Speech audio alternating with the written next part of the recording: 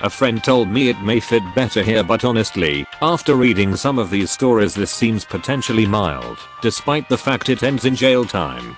I'll let you guys be the judge. When I was college, I had my wallet stolen. This is where my 6-month revenge story begins. At the beginning of the fall semester, I was working out in the college gym one morning and realized when I returned that my wallet was not in my pants, that I had left in my locker. Assuming that I just left it in my dorm, I didn't think too much about it and went to lunch. When I got to the dining hall for lunch and sat down with some friends, I heard that some other people who had been to the gym recently were missing things: watches, cell phones, wallets, etc. One of my best friends was missing his phone, and we realized we had been robbed and spent the rest of the meal bitching about gym security and just accepting our fate. I later learned this sort of theft from the gym locker rooms had been going on for months. This is important later. Later in the evening we were sitting around playing FIFA and tried calling my buddy's phone just to see what would happen. It rang. The idiot thief didn't turn off the phone, and we basically called him 100 times because we knew there was a limited amount of time to get in touch before the phone died. This was before Find My Phone was as widespread as it is today, so we were bummed when the thief never answered the phone. About to give up, I received a text on my phone reading, "What the F, stop calling me." Perfect. I text back saying that I was trying to reach my buddy who had his phone stolen and that I had recently lost my wallet as well. No response. I text again saying I don't really care about the cash or the wallet, but my ID was going to be a pain to replace because I'm from a state halfway across the country. The thief starts texting back, and to be honest I was surprised by how empathetic he was being with me about getting robbed. I started sending friendlier and friendlier texts, saying things like, "You're actually a pretty cool guy and I get why you would steal these things just laying around." When he apologized directly I was like, "Forgive and forget, man. Don't worry about it." At this point, my only goal was to get my ID back.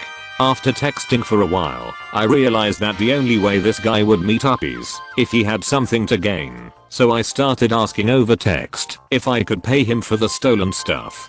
He wasn't very interested in that, probably because we didn't offer enough money, but eventually the conversation led to drugs. Now, this was after like 10 days of texting back and forth, so it wasn't super abrupt, because we had talked about parties / drinking / smoking pot.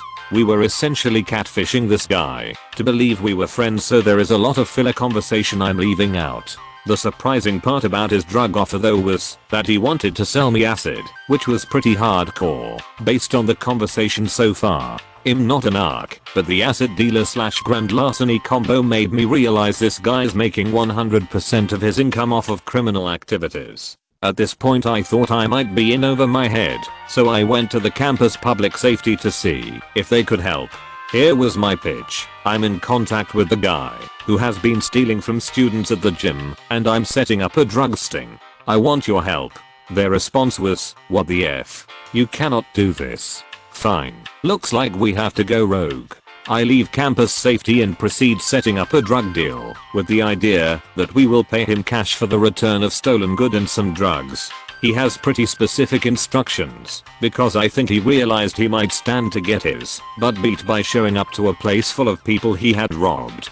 His instructions were for us to leave cash under a trash can in the middle of campus, and he would then throw away our stuff in the trash in a recognizable yellow bag. We were never supposed to see his face. I say that plan sounds great. Let's do it tomorrow. The next day comes, and I skip all my classes. I called a friend who had grown up in the area and gone to the public high school near my college, and then called another friend with a dorm room overlooking the trash can where the deal was to go down. Then the stakeout began. We watched for like 3 hours while listening to stand-up comedy in the dorm room and effing around. It was a fun reason to skip class. Finally I get a text from the guy that warns me to not try anything funny because he was with a friend with a knife. Sure enough, we see a skinny white kid carrying a yellow bag approaching the trash can along with a short, squat guy in a big hoodie. I call the stolen cell phone and can see the guy pick up. The next words I said were a total lie and probably risky to our overall plan, but ended up working out. "Hey man, I called the cops and they are on campus looking for a guy with a yellow bag." There's no cash under the trash can, but if I were you, I would ditch the bag and get out of here. He cussed me out, dropped the bag where he stood, and started running into the woods. What he didn't realize is that we were only like 30 feet away in a second story dorm room, and my friend from the area recognized him from the relatively small high school they both attended. She was like, holy crap, it's Cletus. Obviously I'm using a fake name here, but honestly Cletus is not that far off from the hillbilly name this dude actually had. We go down to collect the yellow bag and find my ID, credit cards, my friend's ID, and no drugs. The lack of drugs was kind of a relief when the next part of this story started going down. It is also important to note that my friend's cell phone was not returned in the yellow bag, even though that was the original deal. So now I have what I need for real revenge. I skip campus safety this time and go straight to the actual police and tell them the whole story, minus the drugs part. I give them the returned stolen goods, the phone number and some account information for the stolen phone, and the name of the thief. The stolen goods and the name were the only things they really needed to go find this guy, but the phone really sealed the deal for poor Cletus, because they ended up finding it on him. I give my statement to the police, get my ID, and my friend gets his phone. All of this happened over a few weeks. We celebrate our victory, and life goes on.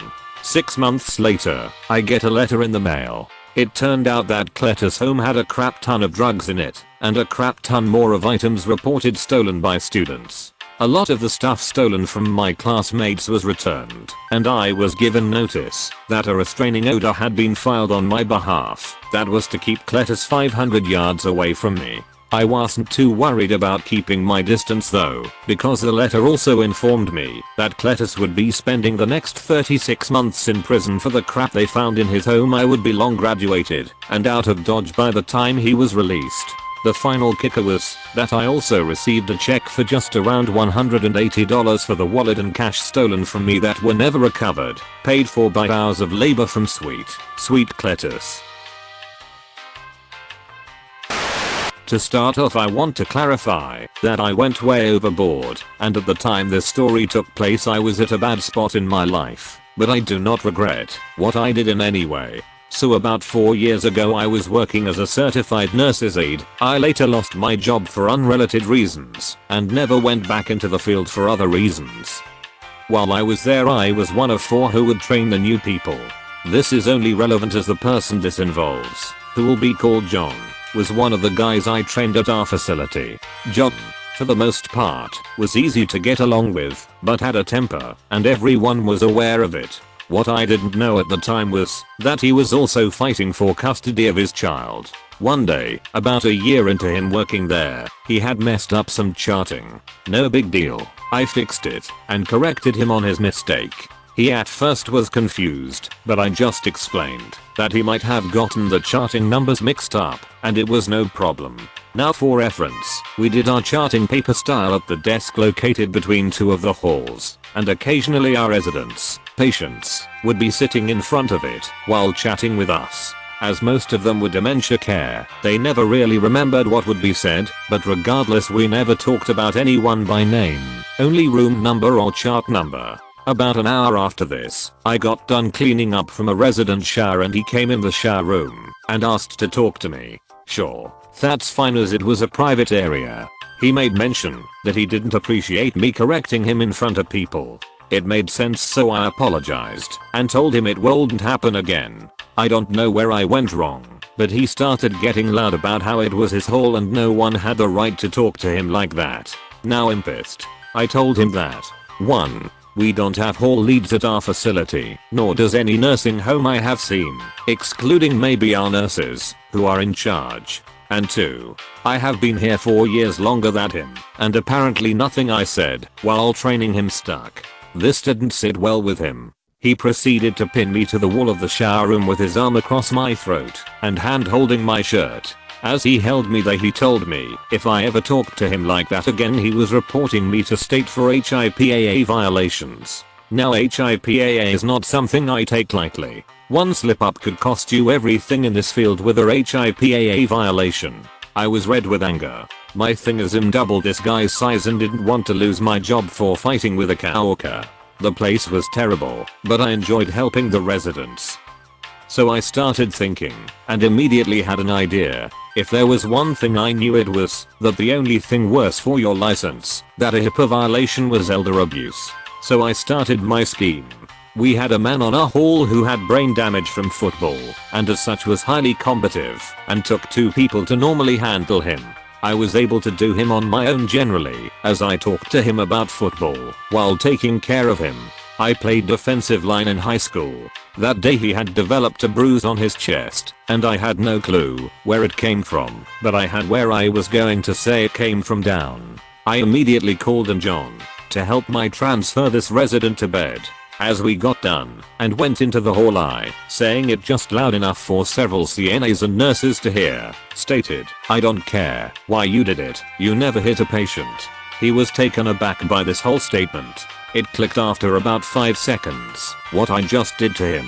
The nurses had me write a statement in which I mentioned I had asked if he knew where that new bruise came from, and John told me that while he was walking the resident to the bathroom, he kept squeezing his arm, so he hit him in the chest. Yes, the guy would squeeze arms and wrists when being walked. The next day I came in and found out that John lost his job and police and adult protective services were pressing charges on him.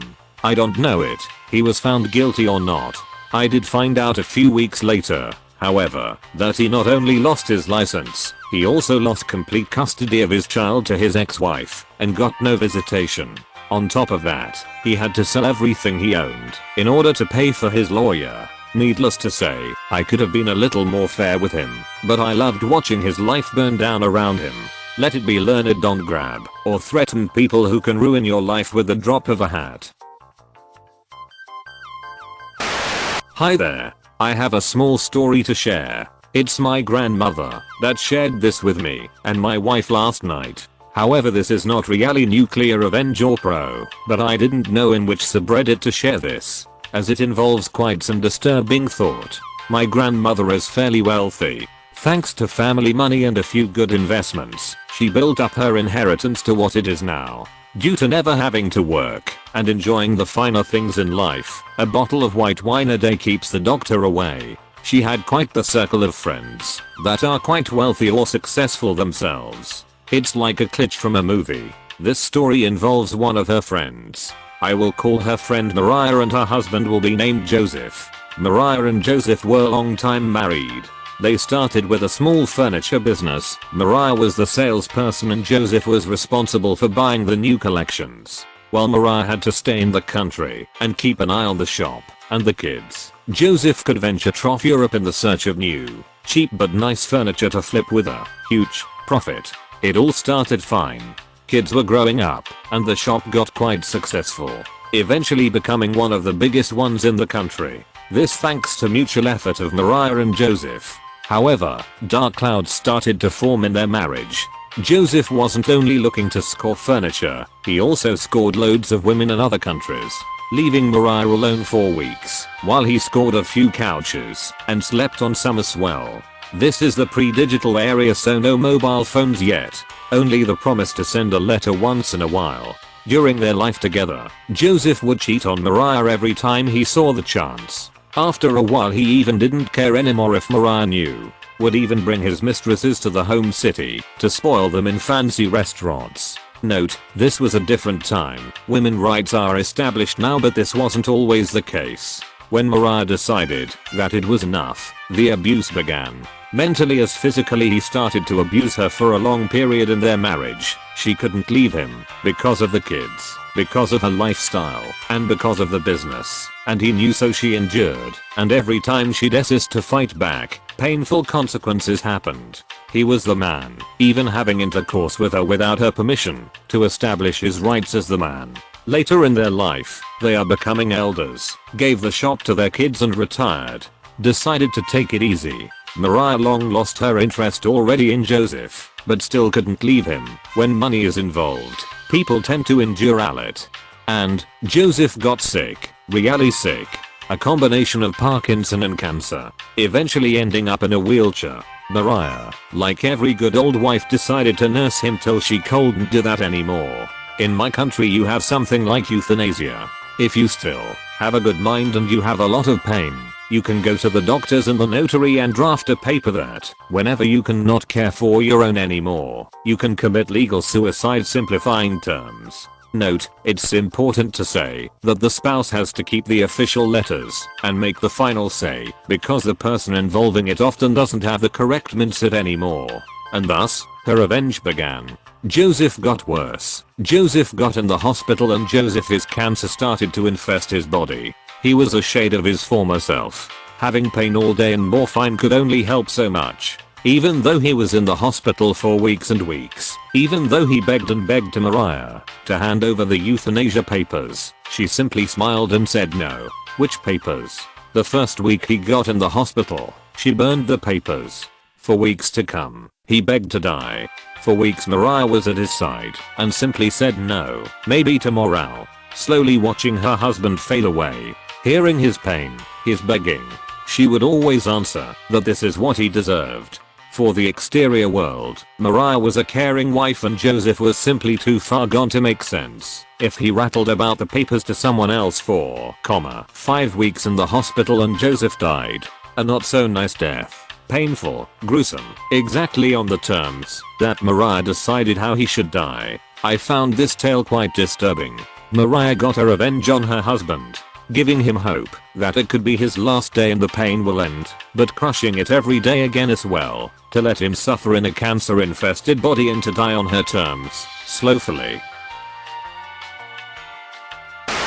If you enjoyed the stories, slap the like and subscribe button for more of them, and don't forget to support the original writers with an upvote. Links are in the description. Peace out, and catch you tomorrow.